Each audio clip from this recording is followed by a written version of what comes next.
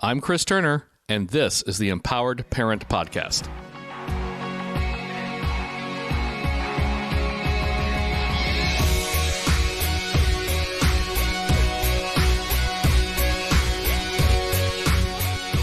Greetings and welcome to another episode of the Empowered Parent Podcast. Joining me once again are Ryan and Kayla North. Hi, guys. Hey, Chris. Hey, Chris. Nice to see you on the video there, my friend.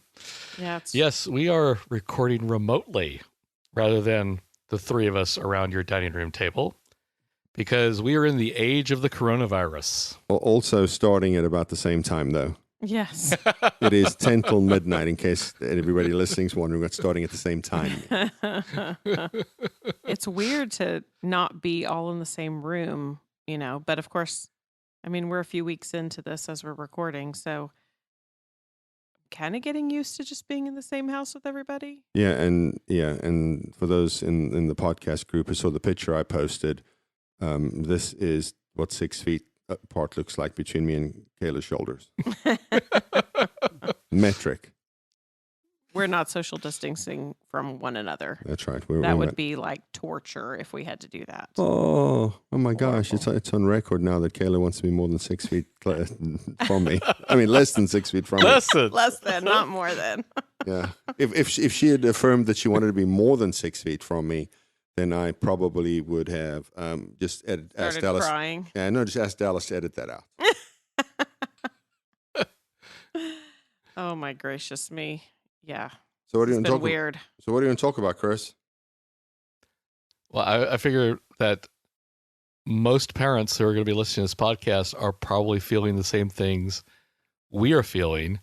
And that's the fact that we can't really leave our houses and neither can our children. And That's the true. stress debt is piling up. Yeah. So most parents are feeling frustrated and maybe a little frustrated. A little frustrated. This is the end of the fourth week of shelter in place, lady. I know. I feel like it's almost It now though. It feels normal now. It's beginning to feel a little And I hate normal, but I don't like Mhm. it. I mean, it was weird today. Like you came over and dropped something off for us, and it was like the kids were like, "Mr. Chris is here," and they ran to the door, and I got to the door, and he was getting in his car and just kind of waved as he left, and I was like, "That's so weird. Normally you'd come in and like, hey, how's it going?" But it was like, drop something off at the door, or like Ryan went to my parents' house to pick something up, and let's give them their proper plug here. Kayla's grandmother is in town, and she was here and now is staying through all of this. Obviously, she's from Central Texas, and she is a seamstress, and so they've been making reusable cloth masks, surgical masks, and they made custom masks for all of us, and so we went to go pick them up today, the kids and I. Yeah, and Ryan said he got there and it was so funny. They had set up lawn chairs on the front yard and were like, talking to the kids from their lawn chairs through the car window. And it Nice. Also, they'd put the masks in Ziploc bags on top of their mailbox. So now in the age of shelter in place, half of what I do seems like a drug deal scene from a movie. Like somebody leaves something out, I just no questions asked, make sure nobody's looking at me, grab it in the car and head off. Oh my goodness. It is. It just You seems... take your plastic bag and you leave your plastic bag, and Nobody asks any happy. questions. And make sure That's you right. make sure you sanitize the bags when you get home. I mean, it's weird though. It even though it's beginning to feel a little more normal, it's still really weird. Yeah. And anytime you do have to go out, like to the grocery store, and you walk out and everybody's wearing masks and gloves and wiping their carts down and things that, wiping your carts down is probably a good idea anytime. I was going to say, some of us were wiping our carts down before all this stuff came up, just because they're kind of people are gross. Yeah. I mean, I've been in plenty of public restroom and seen people walk out of the bathroom without washing their hands and thought, Right. oh, and you're going to go touch a cart. But, Right. not all of us were thinking about that so much before now. And now it's like, we were actually out of town when all the shelter in place started happening. So we had to fly home. And it was so weird. Like you get on the plane and you can smell hand sanitizer. Like, I mean, horrible. People were like wiping down every surface on their seat in the airplane. And you were like, okay, this is weird. Like, I'm sure we probably should have been doing that too ahead of this. Are you serious? Yeah. I mean, I hope that the airlines will keep their cabin cleaning practices up when life returns to some version of normal, man. Because, oh my gosh, all the sneezing and coughing and touching that goes on in there. Right. Like, I mean, I don't know. I'm not a germaphobe, but I do like clean hands. My wife says I wash my hands so much. She said, "What did you say to me? If you are going to wash your hands this much, why didn't you just become a surgeon?" Seriously. And I'm like, well, I mean, I don't like blood really, but other than that, I suppose I could have done it. That would have been a problem. but so I am I wash my hands many times a day. And I have, he can't eat in the car because then he can't wash his hands. So I have to feed him when we're driving somewhere long distance because otherwise he's got greasy fingers. And it drives him crazy and he has to stop. Like if we have Cheetos in the car, like I can't eat Cheetos. She has to feed, like it's like nurture group on the front seat with Kayla giving me the Cheetos because I can't touch them. I don't have an opportunity to wash my hands. But even I feel like I'm washing my hands a lot. There's this thing called the napkin. It's not enough. Are you serious? And there's a version of it called the wet wipe. Are you serious? And that is like the closest to. Come on, man. Turner, you think you have to coach me on hand washing? I could teach classes on hand washing. The napkin doesn't remove enough grease. The wet wipe is only wet. It doesn't have any grease fighting properties, and so it does a half job.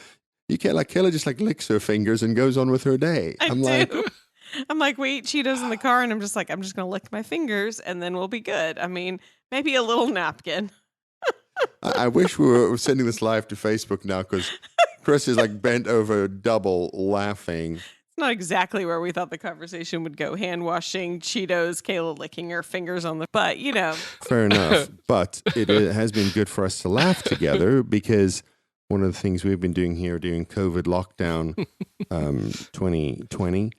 and I hope that it's not going to catch on. COVID lockdown 2020. Yeah, I hope it's the only edition. To be honest. Yeah, I don't want another edition of this. It's been ridiculous. But during the lockdown, we've once a week been putting out on Facebook and then doing a Zoom call and just inviting parents and ministry leaders and to just join us for a call. We're calling it One Big Family Hangout. And Chris has been on all but one of them, and there have been some people who have made it to all of them. There have been some people who are new every time. I think we had like 17 or 18 people on Saturday night just sitting around, and people laugh and talk, and it's just good to kind of hang out with some adults. And we talked a little bit ago about some of this feels normal now.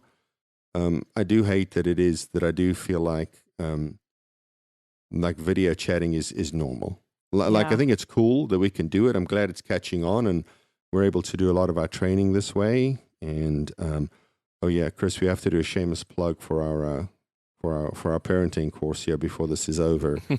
But by all means, we just it's weird that I'm okay looking at you at a screen, instead of having you here at our home. Yeah, I'm getting used to having meetings via, Zoom or Skype or something. And I don't like that it's becoming normal. Yeah. I mean, or for the kids either. Well, I hope that one of the new normal things that we talk about, one of the things that I hope goes away, and that is the handshake. I'm done with shaking hands. I think that people in Japan have this absolutely correct. They bow, and they may shake hands too.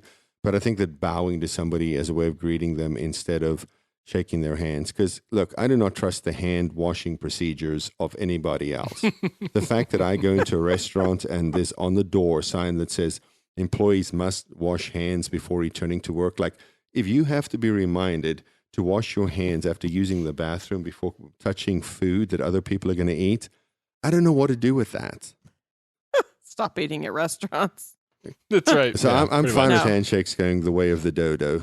That's funny. Oh my goodness. Yeah, I don't like all the stuff that's becoming normal though. Yeah. Like watching the kids, they've gotten really good at virtual play dates, which is adorably cute and very sad all at Yeah. the same time. Because they're like, okay, I'm gonna mirror my, turn my screen. I get all the terminology wrong. I feel like an old lady some days. There's don't a reason even. for I that. was gonna say, don't even go there. Okay, well, now that you're not talking, I'll say it. There's a reason for that, my sweet. Okay, so speaking of that, our listeners probably don't know this unless you've been on one of our calls, but I tore my ACL skiing a few weeks back before all of this hit, and so I've been hobbling around and stuff, and so I went to the surgeon last week just to see because I'm going to have surgery. So he said, during this time I can't do surgery, but I can. He said, but I mean, at your age, it's really optional. And I was like, at my age? What the heck? That's not cool, dude. And he didn't look like he was he looked like he was my age, maybe older. And I was like, what do you mean? He goes, well, I mean, you can walk in a straight line with a, torn ACL. And I'm like, I want to do more than just walk. I mean, I occasionally work out. I mean, I'm clearly not an avid athlete. Even though I was at a sports doctor, but he probably thought that was pretty. Athlete mean? I don't know. I mean, my words got all mixed up. I am not an athlete, and I'm not an avid workout enthusiast. I shouldn't say Workout enthusiast. I did have to break the bad news to Kayla that her dream of representing the United States at the Women's World Cup was now over. Right, yeah, and that's not a problem for me. But I was like, seriously, at my age, I did not think I was going to be getting the at my age comment at the doctor. Well, you really are, in all fairness, though, you really are at a difficult age because she's young enough for it not to be considered essential and still elective, but she's old enough that they have to do the procedure differently than they might do it on a 17-year-old boy. Right. Who had the same injury. And so she's kind of in this like almost in no man's land because of it. And so, it has been weird. It has been weird, as I said, but the good news though is, in Psalm 23, David says that the Lord makes him lie down. And, I think he made me lay down. Tell him. Yes, I didn't get up off the couch for a while there. Yeah, it was very painful. But I think that I told somebody this today that one of the great advantages that Kayla has is she goes most places with me, and so what they so a lot of people think that I'm a straightforward person and pretty decisive and all those things. Blunt. Okay. I think that was the word you were going for. No, that was not the word I was going for. I was going for decisive and straightforward, the two words I chose. But I think what most people don't realize about my lovely wife is she's basically whatever you think of me times 0.9. So she's just the slightly gentler version of me, but nobody notices that she's only the slightly gentler version of me because I take all the flak fire for her whenever we go anywhere. And what I mean by that, and in all seriousness though, I'm a bit of a restless person. I don't sit still very well. My body is restless. My mind is restless. Kayla's restless like me, but nobody notices, right? Because there's restless Ryan and busy mom Kayla, but they're the same thing. and I think that and I know that it's been painful for her, and I know it's been difficult for her emotionally as well as physically. Yeah. So it's been a weird time overall. How are your kids doing at your house, Chris? How's it going? Up and down is probably the best way to put it. This week that we're recording this episode has been particularly difficult for our middle kiddo. But the past weeks, the previous weeks up to now, it's been kind of back and forth. Pretty much each kid maybe like has his day turns. Kind of a thing. And so it just kind of depends on in the early going, not having the schools hadn't quite gotten curriculums together to do the distance learning thing. That was a little easier in some ways and harder in some ways, all at the same time. Yeah. Now we're in a little bit more of a routine.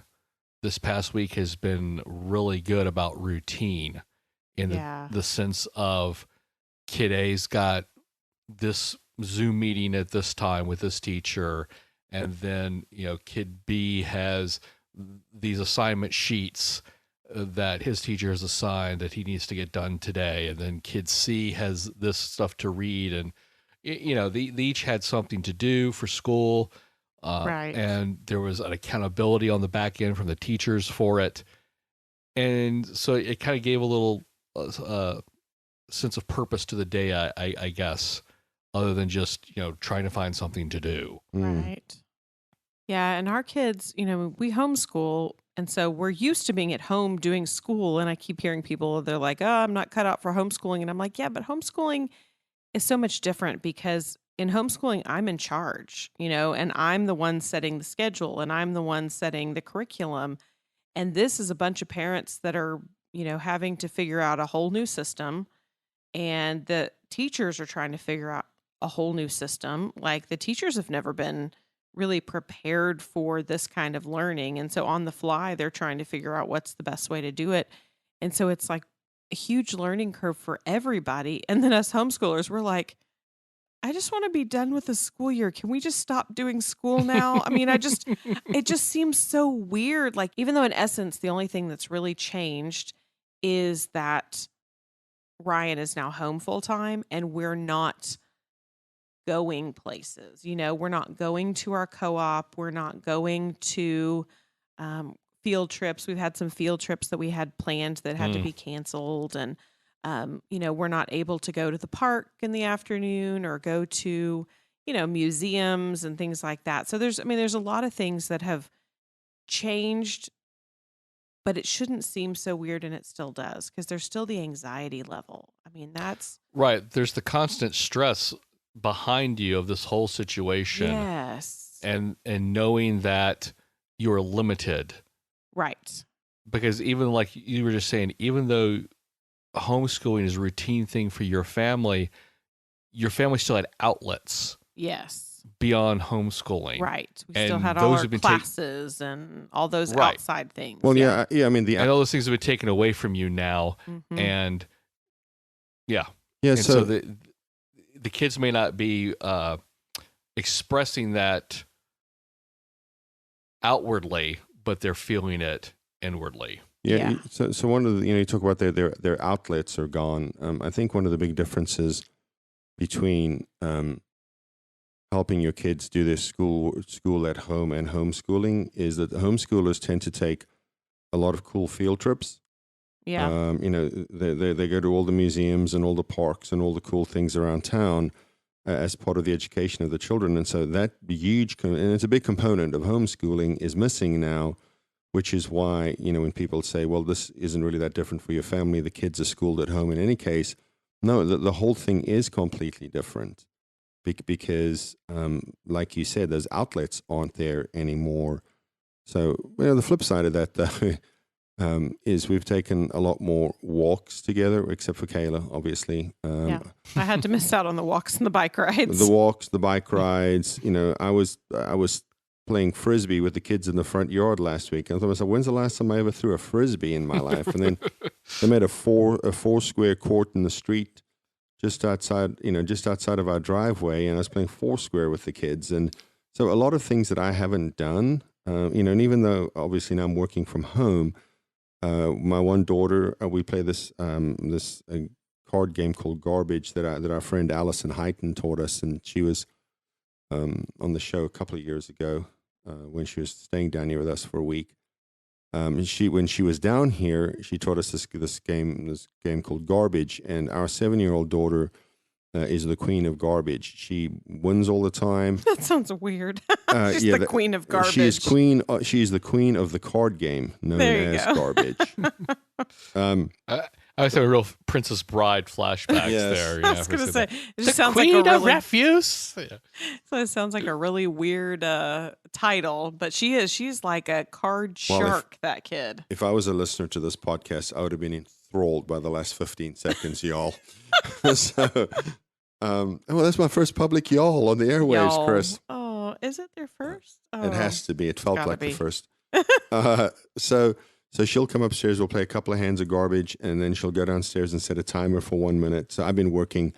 Kayla has a little office in the corner of our bedroom, a little desk where she works, and I've commandeered that as my workspace these days. And while she has worked basically around our dining room table, but so my daughter has been coming up and playing cards, and then going downstairs and comes back an hour later and plays a couple more hands. And we made it through a whole game of garbage yesterday, playing 2 hands at a time with intervals. And for those of you who do care, I lost. Big time. She is so good at that game. I mean, It's and hilarious. she's hilarious because she said to me when we picked it up last night to finish it out, she said, "Oh, do you think you're going to win?" And I said, I'm pretty sure I can win. And then she won the next 2 hands, and she looked at me, she said, "Are you still sure?" And my father-in-law, so sassy. yeah, and my father-in-law taught her to play Texas Hold'em. And she's really great with cards. And he taught her to play Texas Hold'em like when she was 5. And the kid's like, "Oh, Grandpa taught Libby us how to play Texas Hold'em." And I'm like, "No way!" They're like, "A play." So we had to get the poker chips out. We're playing, and then she won the first hand, and I'm like, maybe a fluke. Beginner's luck. And Beginner's luck, then yeah. the second hand, she's like, full house, aces over 7s, and I'm like, "Are you serious right now?" And she had this, and she won. She ended up with everybody's chips, and then the older kids who think they should win because they're older, they're like, "No, I'm not We're playing not cards playing anymore." anymore. And then our 7-year-old son's like, "Dad, can we take her to Vegas?" I'm like, "She's 5." No. They do have an age limit. Oh, They do my have an gosh. age limit. The tables. Yeah. So Kayla and I are teaching we've been wanting to do this for a while, and so we were going to teach a live course, both in person and online, and debut that in the fall of this year. But we obviously, with everybody now, really things getting amped up at home and people needing more help now more than perhaps they have in a while, we decided that we were going to move that forward. So we're thinking in terms of sort of like foundational type stuff, and then the one we're going to release in the fall is going to be sort of like level 201 class. And so this one releasing now is called Build. And if you go to our Facebook page or to onebighappyhome.com, you can find information about it. But it will be a 6-week course starting on the 22nd of April, and it's interactive. You'll be in the Zoom meeting, and we'll teach it, and there'll be time for interaction. There'll be questions. There'll be activities. There'll be assignments. We will actually give you work to do, so you're learning and growing between classes. And so that is kicking off on the 22nd of April. There are a few slots left. And so if you just go to onebighappyhome.com or our Facebook page, you will find details about that. And if you're listening to this after the fact, hopefully we'll still be running rounds at that point, so you can catch it later too. That's true. That is February 22nd, 2020. April 22nd, 2020. He wants to Can go I back try to that again? February. Yeah, that was a lot. That who was a lot doesn't? nicer in February. Who doesn't want to go back to February? I think we all do. Because you know what happened was in February, no coronavirus lockdown, and you didn't have a knee injury. And so, That's exactly there you go. right. okay. That was a good promo, though. Thanks for letting me slip that in there, Chris. I almost forgot. Yeah, absolutely. So I'm sure listeners have questions, because how could you not after everything we've been going through for the past few weeks? So if you can squeeze that into 280 characters, feel free to tweet it to us at One Big Happy Home. If you require a little more room, you can always email us at info@onebighappyhome.com. As Ryan said earlier, we have a Facebook group, and it's just for podcast listeners. Just search for the Empowered Parent Podcast. You can subscribe to our podcast in iTunes, the Google Play Store, and on Spotify. Just search for the Empowered Parent Podcast. And if you use a podcast app that's not directly tied to one of those services, the same search term should you pull it up for you. If you've enjoyed and gotten value from our show, we would appreciate a review in any of those locations. The Empowered Parent Podcast is committed to helping parents of foster and adopted kids through connecting, correcting, and empowering principles. Thank you for listening.